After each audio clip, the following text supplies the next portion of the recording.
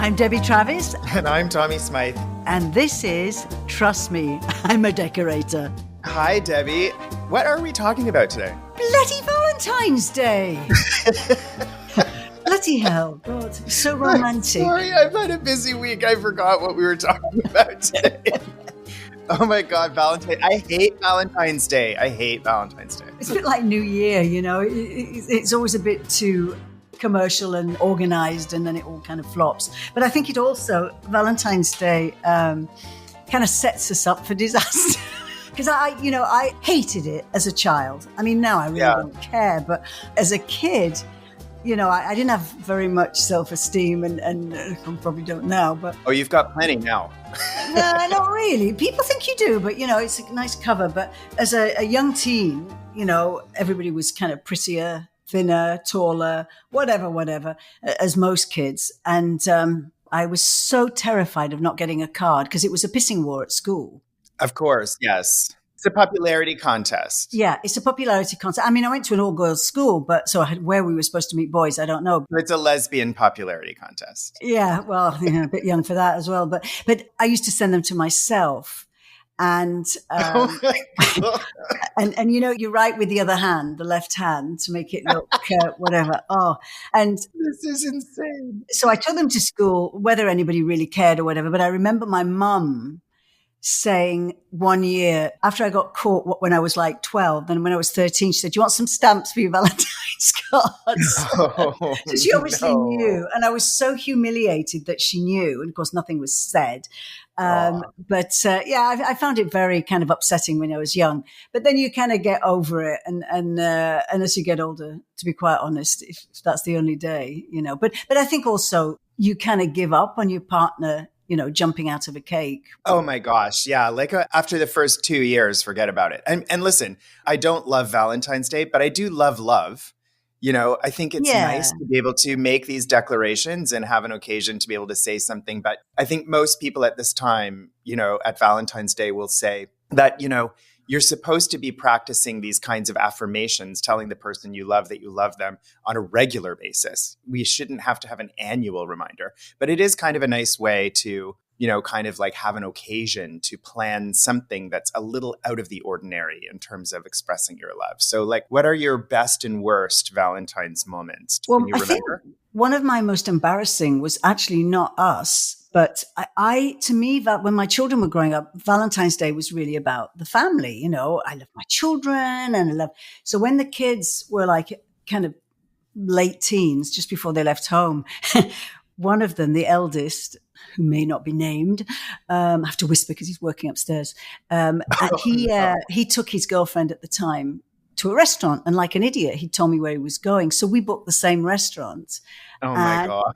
Oh my God. I have never seen him so angry, and he doesn't get angry. You should have been angry. Why would your parents horn in on your date? We on also Valentine's? got the table right next to Oh, Debbie, that's terrible. Well, I thought that was okay because I'm thinking, well, you know, and that was I think that was the period in my life when, you know, they're empty nesting and they're like, really don't want anything to do with you. It's the one time where the more the merrier does not apply. Yeah, exactly. And also a few years ago, we have a lot of the discount airlines near us in Italy, and we were having a very wet, cold February in Tuscany, and the local airport has very, very, you know, cheap flights up and down all the time. And it depends like when you go on the website. So I'm looking one day and the rain's lashing, and it's like the 13th of February. And I go on the website and it's like $9.99 to Sicily from Tuscany, you know. And wow. And it's like 45 minutes, an hour flight. So I go running in. I said, God, hands, $9.99 to Tuscany. I mean, you can't buy a coffee and a sandwich for that. And, you know, Mr. Miserable just looked at me, and then he said, well, I'll have a look. And then about an hour later, I said, well, what do you think? And he says, oh, I've looked. It's gone up. I said, no. What is it now? He said, it's $12.99. So I said, oh my God. I'll go on my own. Thank you very much. But we did. We ended up going for the day, and it was we took the 9:00 flight and came back on the 6:00 flight.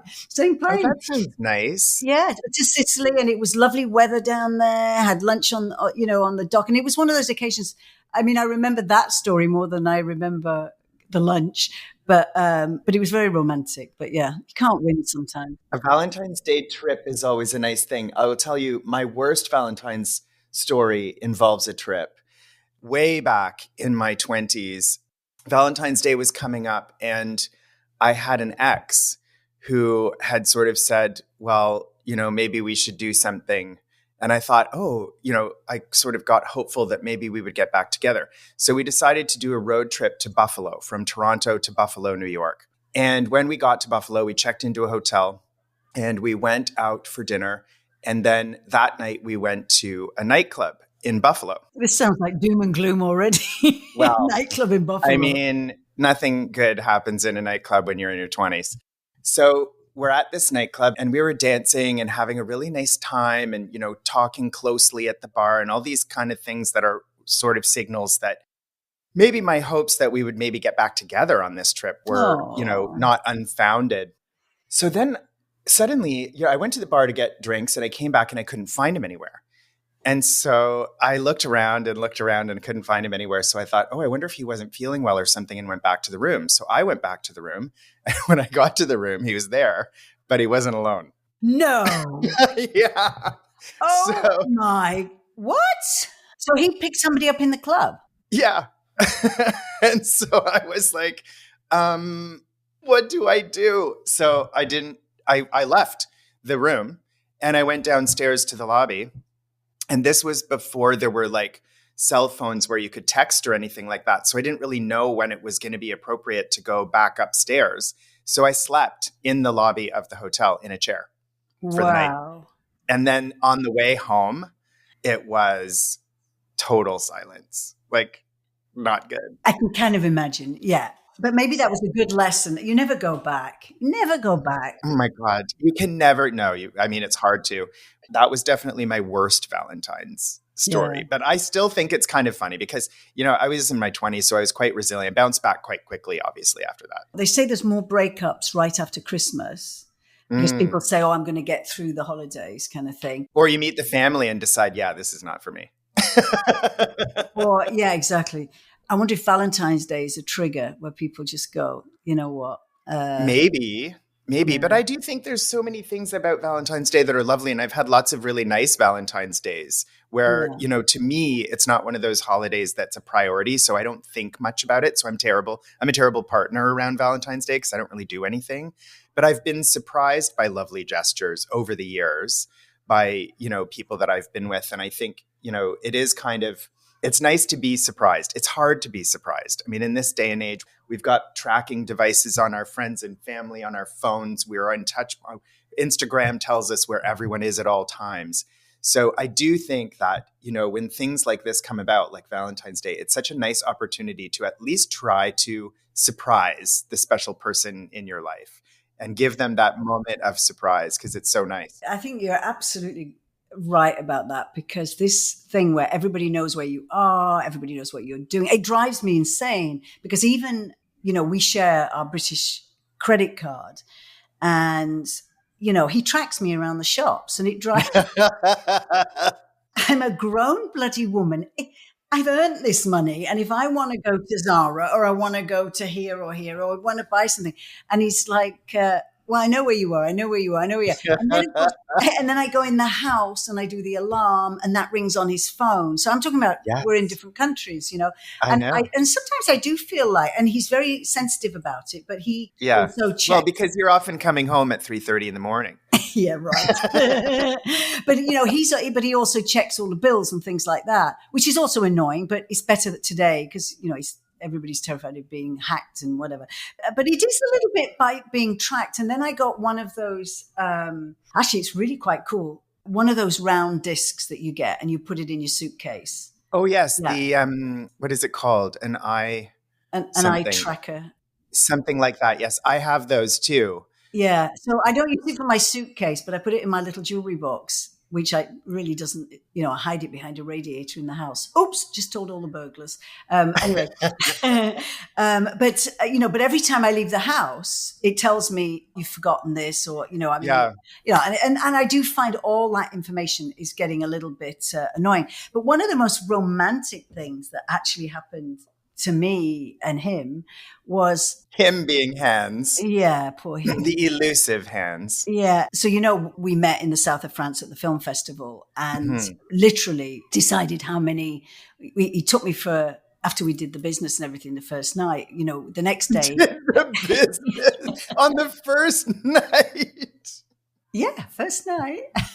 We're going to have to Well, edit I that didn't know I out. was ever going to see him again, but he said he would take me to Italy, which is only over the border, for a romantic day out. So, Yes. I was just a poor old girl from London. So I said, yeah, that sounds great. So he rented a fancy car, and from the border into Italy, tunnel after tunnel after tunnel. Oh, yes. It's a beautiful drive. And it's the sea. You see the Mediterranean and the cliffs and It's everything. gorgeous. Yeah. And all the villas and all this kind of stuff. Anyway, but that particular tunnel is about 20 miles long. And I think in the 90s, there was one of the worst car crashes ever in history anywhere in the Oh, world, no. where a huge lorry, a huge truck filled with gasoline was hit and blew up, and the fireball went both ways and incinerated many, many people. Oh, This is a lovely Valentine's Day story. Happy Valentine. Yeah. Happy Valentine's Day. Anyway, but it was a terrible thing. So I wasn't very keen on these things. We are driving through this particular tunnel and somebody's broken down, and you don't want to sit in those tunnels with all the fumes. And I mean, it's really, if you're claustrophobic, you'd go mad. Anyway, Yes. we didn't care. So we sat for about today I would go ballistic. I'd probably walk out, but we sat for about 4 hours In the tunnel. in the car, in the tunnel. Wow. And we basically said we were going to have 10 children. We had 2. He was going to move to England. I moved to Canada. We were going to get Wow. married. So you planned your whole lives together in this tunnel after the first date. This was the day after kind of thing. So this was your second date. So this was our second date day kind of thing. So I go back to the UK thinking, blow this guy off kind of thing. And we talked for a few weeks, literally nonstop on the phone. And one day, I had a little production company. One day, the girl working with me comes in and she says, it's Hans, thinking it was Hans again on the phone. And he was standing at the door of my office. And he said, I'm not going to ask again. I'm going to go and have some lunch and I'll come back. And if you want to come, we'll pack up your stuff and you come with me now. What? That's amazing. Wow, that's so attractive. I'd known him 3 weeks. That's so sexy. I know. He came back, thankfully. And now I look back and I was thinking he could have been a mass murderer or something. Anyway, So we go back, go to my flat, packed all my stuff up, and I took the flight with him back to Montreal. That's incredible. And how many years have you been together now? Oh, God, 30 something or other. Long. I mean, we just lucked out. I mean, it wasn't easy. You did really. I mean, Hans is one of the most wonderful, funny, attractive, smart, incredible people. Like, I adore him. I think you're talking about the wrong person. I'd marry him in a heartbeat if he'd have me. You can have him. He's amazing. But anyway, so that was kind of probably one of the most romantic, daring kind of things I've ever done. But it's wildly romantic. I mean, just that whole let's go right now. It's like eloping almost. Like, that's fun. It is, because then you're ringing people up, like my family and my friends, and they're like, where are you? I haven't seen you. Do you want to go out to the club? And I'm like, actually, no, I've moved. And they were like, what? I've moved to another country and I'm in love. I mean, that's just beautiful. I love None of them thought it would last. They all thought I'd come back, especially the woman at British Airways counter and Air Canada counter, because I called every day going, I'm so unhappy, I have to come home. But that was more a culture shock than anything else. But, yes. And also being stuck with another man's dirty laundry. I mean, you're like. For life. Yeah, exactly. And that's the kind of the big shocker. So what's the kind of apart from that dreadful situation, is there anything else happening? Oh my gosh. I mean, I don't think that's why I don't love Valentine's Day. It was just like a bad situation. But Valentine's Day in general, for me, the one nice thing about it, for years and years, in Toronto, the interior design show happened over Valentine's Day. And finally, eventually they changed the date because people were in so much trouble with their partners that they had these commitments to being at the show. And Valentine's Day became kind of difficult and whatever. So people in my industry and in my vocational world used to have a hard time with Valentine's Day at that time. So it's kind of like different contributing factors that resulted in me kind of not loving that holiday that much. But I think, as I said earlier, it's a great reminder to, sort of practice appreciation for the person who's in your love life, But a lot of people, I think it really bears mentioning that a lot of people at Valentine's Day who are single have a really difficult time. Like for years when Marilyn Dennis and I were single, we used to go out together on Valentine's for dinner so that we didn't feel so shitty about being by ourselves. And I have to say, those dinners with her, they were the best Valentines I've ever spent because there was no pressure. It was just two great friends. We would talk and have a drink and delicious dinner somewhere. We used to go to this little restaurant called Familia on Amelia Street in Cabbagetown in Toronto and have these terrific evenings. And then, the following day, not feel quite so crappy that we'd been single and by ourselves. But a lot of people, Valentine's Day, sometimes there are these memes that go around saying it's being horribly single awareness day and stuff like that. And and also they play all the old movies, don't they? And that makes it worse because you're sobbing away and like it's kind of so depressing. I did have actually one I have the worst holidays, I have to say, the worst. And to the extent where friends would say, when it was spring break or something, when everybody came back, they'd say, what happened to you this year? Because something, or, the hotel would burn down or there was always something. We're just going to take a quick break. We'll be right back. I'm Sarah Burke, and I host the Women in Media podcast, where I'm exploring the challenges women face in the media spotlight and celebrating our triumphs. My guests come from radio, TV, news, and sports, and we'll cover topics like leadership, diversity, stereotypes, and more. Most of all, I'm looking to build a community through a space where we can discuss anything. The Women in Media podcast, available on Apple Podcasts, Spotify, Google Podcasts, or at womeninmedia.ca.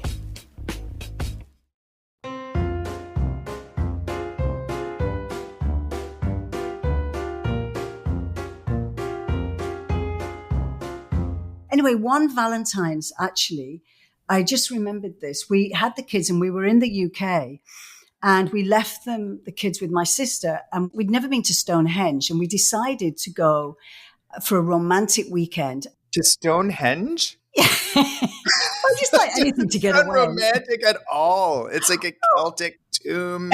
Like rocks in the field. Like, there's no beach.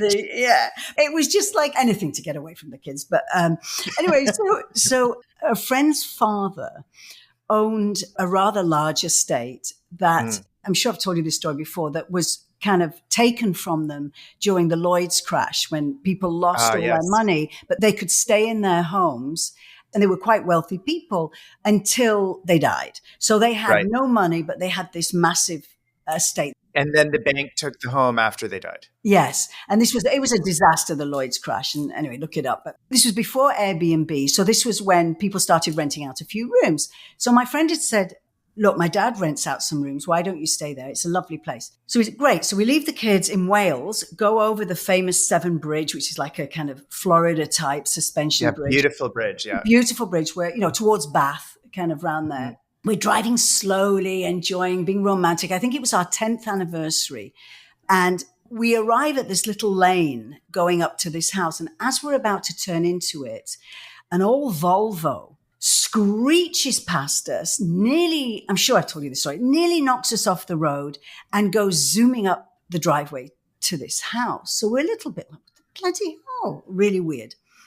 We arrive outside this stately home and we park the car, and there's this station wagon sitting there with the door and the motor still running. Oh. And nobody in it. So we think this is very odd, so we don't know if maybe there's been an accident, maybe something's happened. Some sort of emergency must have been. Some kind of emergency. So we stand there and, we've got one little pulley, one little bag between us. And anyway, suddenly, maybe 10 minutes later, the owner of the car comes running out of this kind of farm estate kind of thing, jumps back in this thing, and he's carrying a doctor's bag and dashes off and he's gone. So we're standing there going, oh God, maybe we should go. Maybe something's happened or whatever. Suddenly this caricature of an 8-year-old rich British woman comes out and goes, oh my God, you're so-and-so's friends. You look like a strong chap. Come with me. You stay here. So Hans follows this woman in. And, we're in our kind of 40s, I guess. He follows this woman inside and he's gone like 15, 20 minutes. And I'm thinking. And you're still outside by your car. I'm still outside, standing by the car with the little suitcase, wondering what on earth do we do? You know that Hans hates anything that flies. He can't eat a chicken. He can't, because he's very squeamish. Because when he was a kid in Germany, his mum would take him to the butchers and they'd pull the head off the chicken. And he would have to wait with the blood going out and the headless chicken running around while his mum went to the bakery next door. You're going to pass out in a minute. Traumatizing. So he's like that. He couldn't see me stuff a turkey. He couldn't do any of that. So remember, he's very squeamish. So I'm standing there and suddenly he appears. But he's got a wheelbarrow, and in the wheelbarrow is a steaming. And it was February, so it was chilly. So this dog, it was a Rottweiler. It must have been 200 pounds, dead Rottweiler. Dead? Oh, yeah, dead. Hanging over the edge of this wheelbarrow with this old man and woman going, this way, follow me, and carrying a spade. So Hans is pushing the wheelbarrow. He looks at me completely terrified. He follows this batty old couple into a field and they hand him, a spade. He digs a grave. What? He has to pour this steaming dead Rottweiler into the grave. Oh, my God. The dog was called Tiny, so you can imagine. So they were crying, and Tiny was their beloved Rottweiler, but it had died on the kitchen table. So the guy was the vet, and he'd put the dog down, but left them with the with the dead You dog. hadn't even been offered a cup of tea. Like you had just come in the driveway, and Hans is burying the dog. They were relatives of somebody I knew. Anyway, so Hans comes back. He's as white as a sheet. And he says, God, I need a pint, So I said to these people, we're just going to go to the pub. We'll come back in a couple of hours. So they said, okay. So we go to the pub. Luckily, we still got our bag in the car. We get to the pub and, call boxes like phones on the wall. So I call where the kids are staying and they say, there's been a bit of an accident. He's in hospital. So my eldest had virtually his arm ripped off in a pub. What? He'd been in a pub. He was 10 at the time. So we just left. Did anybody ever see Stonehenge at all? No, did we? Hell, we didn't even see it. I saw the driveway of this house. So we get to the hospital. And it was a very, very bad break. And he couldn't fly for like 3 weeks. So I eventually had to stay in England. We stay with him the first night, go back. We've loaded up the van because Hans is going to leave with the younger child. And we leave the hospital and we've got a rental van outside, or big car kind of thing, minivan thing. And all the windows are smashed and everything's been stolen. What? Yeah. In what town was this? This was near Bath? Cardiff. In Cardiff, in Wales. Wouldn't have happened in Bath, which is posh. Everything was nicked. And we were standing in the pouring rain going, you can't make this kind of shitty holiday up. Actually, no. Like if you'd written this and put it in a book, nobody would believe it. Like first of all, arriving and having to bury some strange family's dog, then the arm in the pub and having to go to the hospital, and then the car getting broken into. That's insane. Well, some of these stories, that story's not in the next book, but my editor keeps calling me up going, did this really happen? I said, yes. And I can actually back up some of my stories with newspaper cuttings because you can find everything today. And I'm going, there it is. There's the story. Yeah. But so that was probably the worst Valentine's. We never had the night away. It was just. And you never saw Stonehenge. Did you ever get to Stonehenge at all in your life ever? I went on a school trip, but I think I ended up sitting with some boy at the back of the coach. I never went in. Yeah, which was usually our school trips. So you were fooling around with a boy in the back of the coach and didn't get to see Stonehenge. Yeah, I do remember actually that trip because we went to a farm as well. And a lot of the kids had never been to a farm. And a couple of them had stolen chickens. And then halfway up the motorway, up the highway, these chickens started running around the coach. And they were in detention for about a year. But, school trips. I mean, I think today half of them are banned because the kids behave so bad. Can you imagine being a teacher? I cannot imagine being your teacher. Oh, God. If you're enjoying this podcast, Please rate us, send in a review, and make sure you're subscribed on Apple Podcasts, Spotify, iHeartRadio, or wherever you get your podcasts.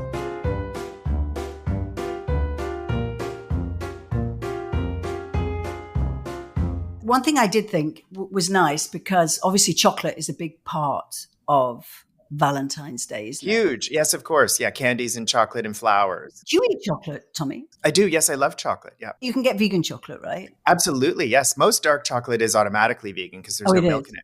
And much better for you, probably. Well, there are milk chocolates that are quite good too that are made with plant-based milks. Oh, nice. Okay. So Valentine's is synonymous with chocolate. And in my last book, Joy, we have an amazing chocolate mousse recipe that is the easiest thing in the world to do.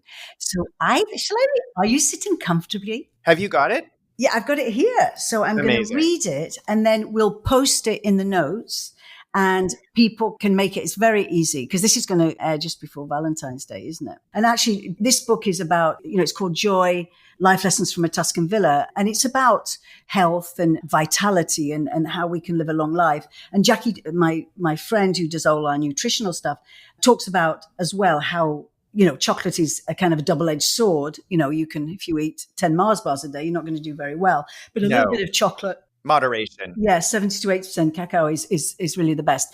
So this is the recipe. This is the go-to dessert at the villa. Thick, rich, and unforgettable. So you need 4 cups of whipping cream or heavy cream, 3 cups of chopped dark chocolate, a little over 1 pound.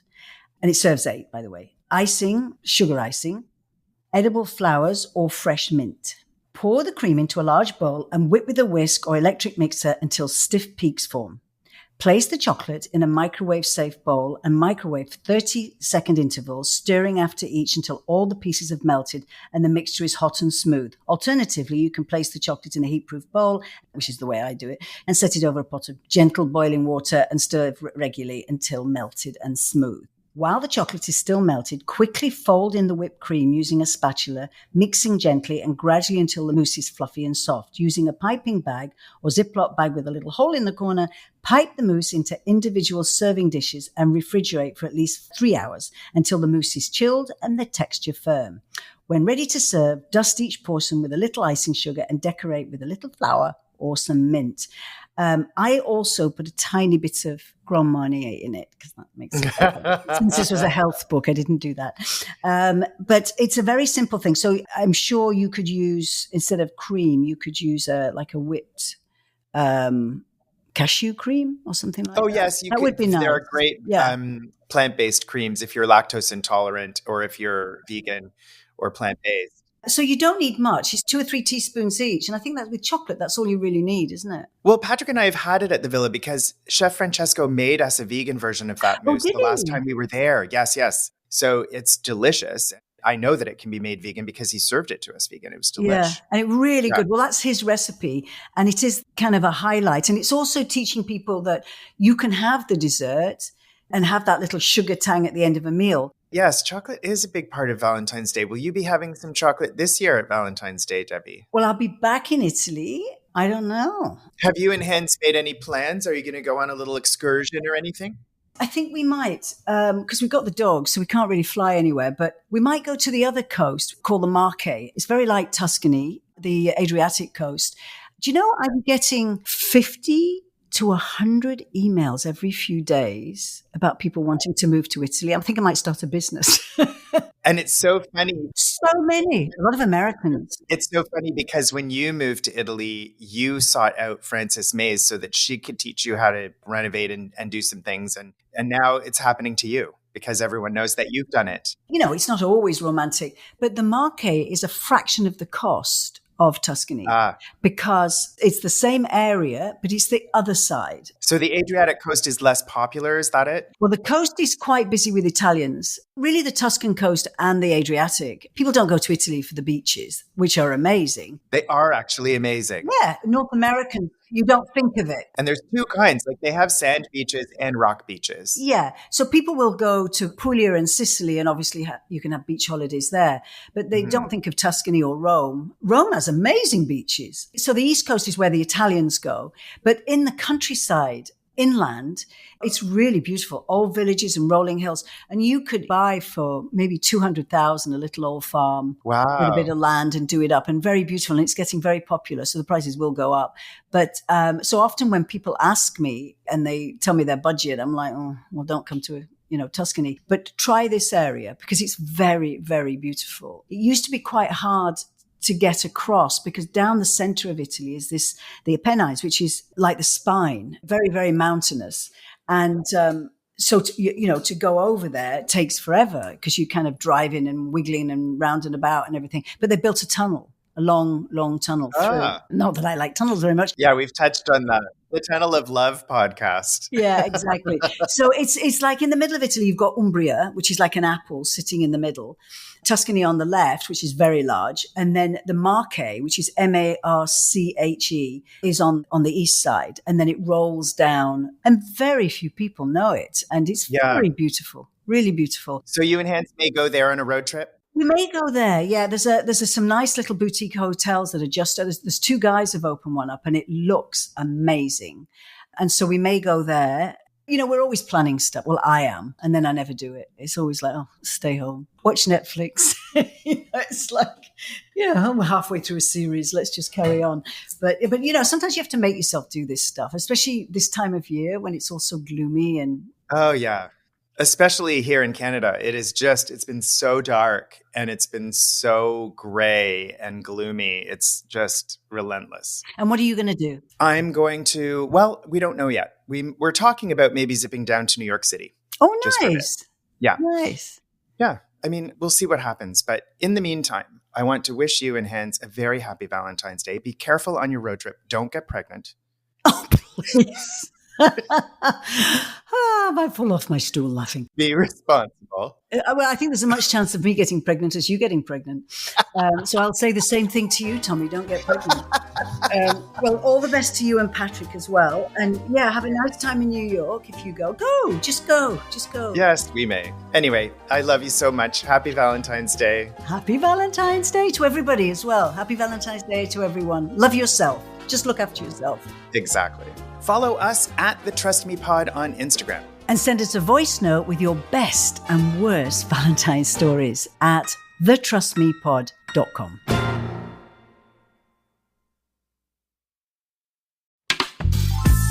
This podcast is distributed by the Women in Media Podcast Network. Find out more at womeninmedia.network.